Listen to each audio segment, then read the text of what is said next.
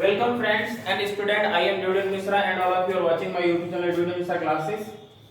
In this class, we will study about zero order reaction. It is a topic from chemical kinetics class 12.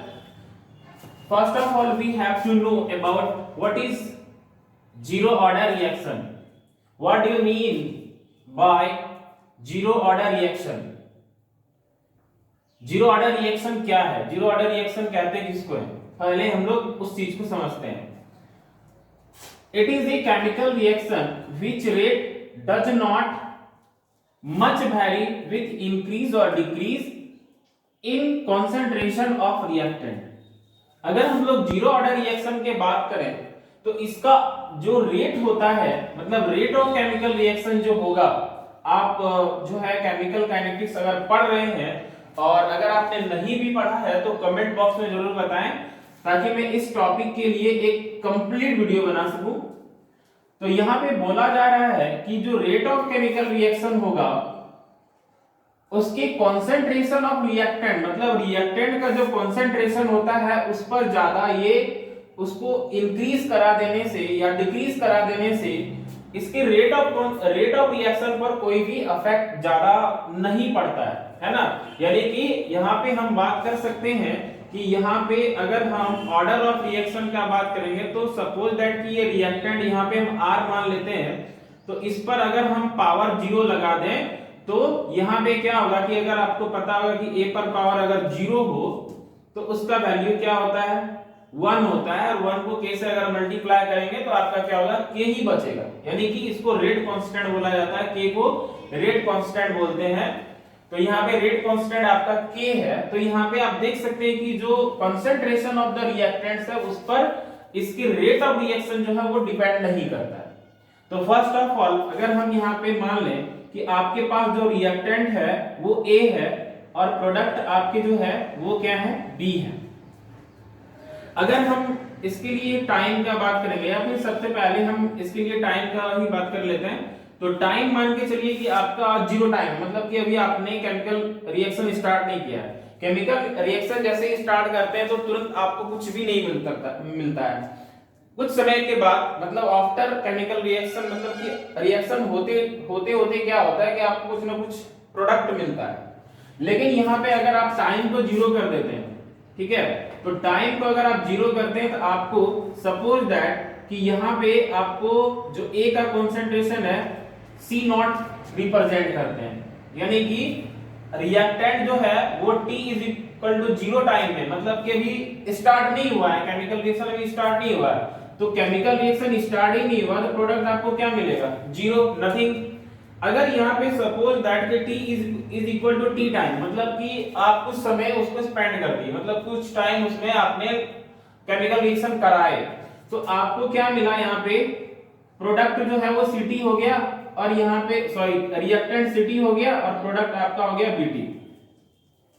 अब सोचिए कि अगर कुछ समय के लिए हम उसको छोड़ दें, केमिकल रिएक्शन उसमें होने दें, तो T टाइम तक अगर हम उसको छोड़ते हैं तो यहाँ पे आपको क्या मिलेगा? जो C0 था, मतलब T is equal to 0 time में आपका रिएक्टेंट था C0.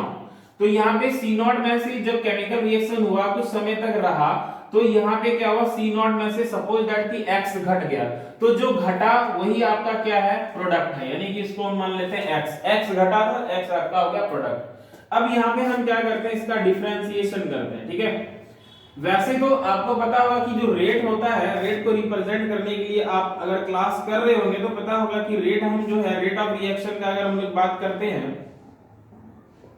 तो रेट ऑफ रिएक्शन क्या होता है?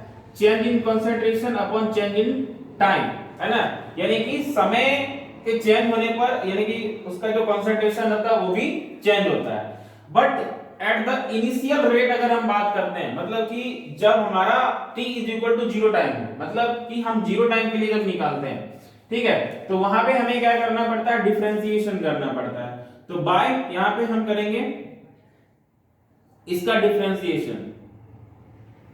ठीक है, यार इसको डिफरेंशिएट यहाँ पे करने पर आपको क्या मिलेगा? यहाँ पे माइनस का आएगा तो यहाँ पे माइनस D और यहाँ पे आपका क्या है? रिएक्टेंट का कॉन्सेंट्रेशन यानी कि Dc और आपका क्या आ गया? ये Dt आ गया. ठीक है, इसको आप कंसंट्रेशन का मतलब किसका कंसंट्रेशन, ए का कंसंट्रेशन, ठीक है।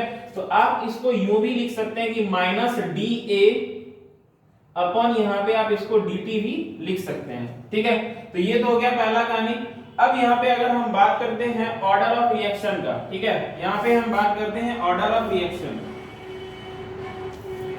ऑर्डर ऑफ रिएक्शन,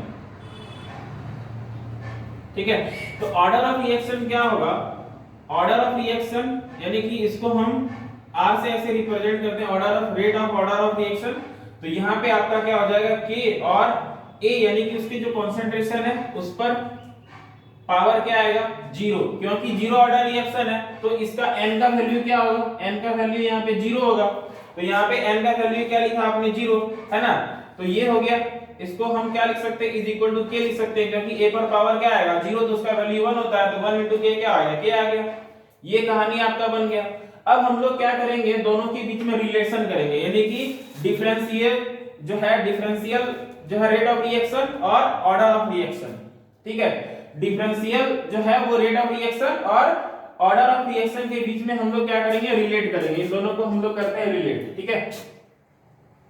ये यहाँ पे हम कर रहे हैं इसका रिलेशन, दोनों के बीच का रिलेशन। तो दोनों के बीच के रिलेशन क्या है बता सकते हैं आप कि ये है माइनस डीसी अपॉन नीचे है आपका dt, ठीक है। और उस साइड में आपका क्या है, फाइनली आपका k बचा, ऑर्डर ऑफ रिएक्शन n का वैल्यू जीरो है, इसलिए यहाँ पे k इंटू यहाँ पे जो है रिएक्टेंट आपका a है और a पर पावर क्या है, जीरो है, बिकॉज n का वैल्यू कितना है, जीरो, n यहाँ पे आपका क्या है, जीरो है, ठीक है।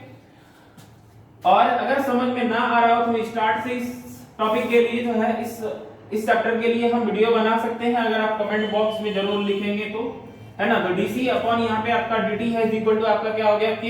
अब यहाँ पे हम क्या करते हैं, इसका इंटीग्रेशन करते हैं बाय इंटीग्रेशन। यहाँ पे हम क्या कर रहे हैं, बाय इंटीग्रेशन, यहाँ पे इंटीग्रेशन इसका करेंगे हम लोग। तो इंटीग्रेशन जब करेंगे तो माइनस यहाँ पे क्या आ जाएगा, dc अपॉन यहाँ पे आपका क्या आ जाएगा, dt। विथ रिस्पेक्ट टू अगर आप टाइम कर रहे हैं तो यहाँ पे dt कर दीजिए, फिर यहाँ पे k और विथ रिस्पेक्ट टू टाइम कर रहे हैं यहाँ पे भी आप dt कर दीजिए, ठीक है। क्योंकि यहाँ पे क्या है कि ये आपका लिमिट्स भी आपको लगाना है, कि यहाँ पे आप देख रहे होंगे कि यहाँ पे पहले c नॉट था फिर ct आया, यानी कि लोअर में क्या है आपका c नॉट है और अपर में क्या है आपका ct है। फिर अगर आप दूसरे तरफ देखें तो यहाँ पे टाइम के लिए पहले क्या था, जीरो टाइम था, उसके बाद t टाइम आया, ठीक है, यानी कि टाइम के लिए dt है ना, पहले जीरो था फिर t टाइम आया।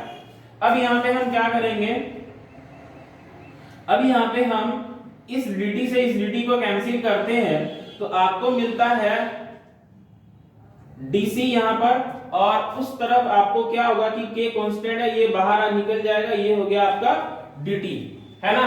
तो अब क्या होगा कि यहाँ पे जो इंटीग्रेशन है वो डिफरेंशिएशन को क्या करता है, कैंसिल, वो आपको पता ही होगा। तो यहाँ पे आपका क्या हो गया, इंटीग्रेशन और इंटीग्रेशन इसके डिफरेंशिएशन को क्या कर दिया, कैंसिल कर दिया, तो आपको क्या मिला, यहाँ पे c माइनस का c और लिमिट्स आप लगा देंगे तो यहाँ पे c नॉट से सॉरी ct से आपका पहले c नॉट था फिर ct तक गया, और दूसरा आपका यहाँ पे क्या है k, और k का क्या हो जाएगा आपका 0 से t तक गया। अब पता है कि हम क्या करते हैं, यहाँ पे इसके इंटीग्रेशन को अगर हम तोड़ते हैं तो इसको क्या आता है कि आपका जो अपर लिमिट्स है उसमें से लोअर लिमिट्स को क्या करते हैं हम लोग घटा देते हैं। तो यहाँ पे आपका क्या हो जाएगा, ct माइनस यहाँ पे c नॉट और इज इक्वल टू यहाँ पे k और यहाँ पे t, है ना। क्यों, क्योंकि t में से जीरो घटाएंगे क्या आएगा आपका, जीरो ही आएगा, इसलिए यहाँ पे आपका क्या आ जाएगा, kt। अब यहाँ पे देखिए कि ये वाला माइनस को हम कर देते हैं उस तरफ, तो यहाँ पे क्या आ गया, ct इज इक्वल टू यहाँ पे c naught is equal to minus यहाँ पे kt, ठीक है। क्योंकि यहाँ पे हम इसके वाले यानी कि यहाँ पे जो आपका माइनस था उस माइनस को उसको दे दिए तो यहाँ पे माइनस kt आ गया। तो फाइनल आपका ऑब्जर्वेशन क्या हुआ, फाइनल आप यहाँ पे देखेंगे कि हम यहाँ पे रखते हैं c नॉट या फिर यहाँ पे रखते हैं हम लोग ct, तो ct इज इक्वल टू क्या होता है आपका माइनस kt, और ये वाला आपका माइनस c नॉट था उधर आकर के क्या हो जाएगा प्लस c नॉट, ये हो गया फाइनल रिजल्ट, है ना। इस तरह से आप लिख सकते हैं, या फिर आप इसको ऐसे भी लिख सकते हैं कि ct is equal to C naught plus K T, आप ऐसा भी लिख सकते हैं, बट ऐसा लिखना सही है क्योंकि हम इसको जब और ज्यादा एक्सप्लेन करेंगे, जब हाफ लाइफ निकालेंगे तो तभी हमें ये सब वर्क करेगा और उसके लिए जरूरी भी है। तो आप ऐसा भी लिख सकते हैं, इस तरह भी आपको मिल सकता है, या फिर ct is equal to minus K D plus C naught, इस तरह से भी आपको मिल सकता है। तो ये है आपका जीरो ऑर्डर रिएक्शन, और इसको कैसे समझते हैं तो ये पूरी कहानी है आपके पास। और इसी के साथ मेरा ये वीडियो समाप्त होता है। मिलते हैं फिर नेक्स्ट क्लास में, तब तक के लिए बाय बाय।